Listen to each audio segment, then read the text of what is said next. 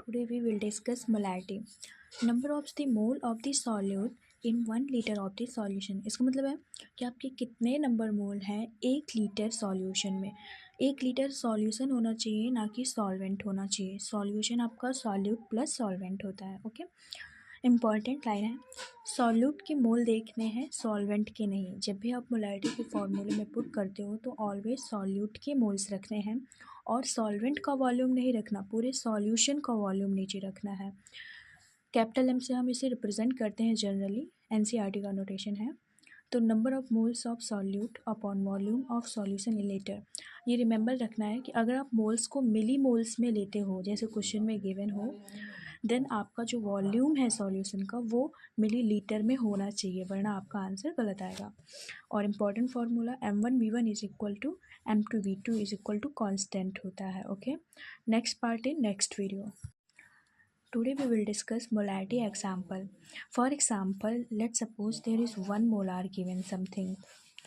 इसका मतलब हुआ 1 मोलारिटी, इट मीन्स कि आपका 1 लीटर सॉल्यूशन में 1 मोल प्रेजेंट है किसी भी सॉल्यूशन का, किसी भी सॉल्यूट का। ठीक है, there are 1 mole of solute in 1 litre of solution.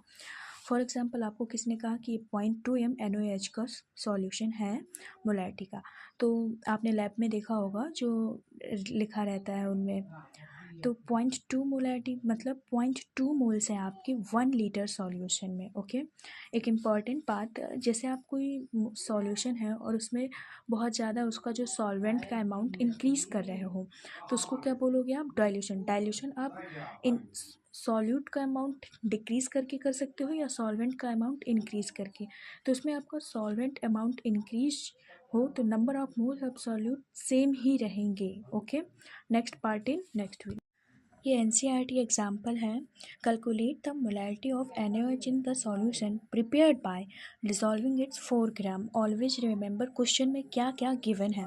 तो 4 ग्राम आपको दिया हुआ है सॉल्यूट का इन इनफ वाटर। इनफ वाटर कह दिया, इसका मतलब सॉल्वेंट का अमाउंट बहुत ज़्यादा है। ठीक है, मतलब बहुत ज़्यादा नहीं, इनफ वाटर का मतलब है कि जो सॉल्वेंट है वो आपका वाटर ही है।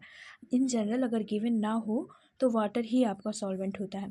To form 250 ml of the solution. ठीक है, तो as you know molarity is equal to moles upon volume. ठीक है, तो moles is equal to mass upon molar mass. तो NaOH की जब आप मोल्स निकालोगे तो 4/40 NaOH का जो मोलर मास है वो 40 होता है। तो 0.1 आपके पास मोल्स है, तो मोलारिटी आपके पास क्या हो जाएगी? 0.1/250। अब देखिए यहाँ पे आपके पास मोल्स थे तो यहाँ पे आपको मोल्स ही लेना पड़ेगा। आई मीन यहाँ पे मोल्स है तो यहाँ पे आप ml तो ले नहीं सकते, तो इस ml को आपको लीटर में कन्वर्ट करना पड़ेगा। लीटर में कन्वर्ट करने के लिए आपने 1000 से डिवाइड करते तो वो ऊपर यहाँ चला गया। ठीक है, तो आंसर आपका 0.4 है। रिमेंबर कि molarity of solution is temperature dependent. NCERT line है इसलिए इंपॉर्टेंट है, 11 12 दोनों के NCERT में गिवन है। क्यों?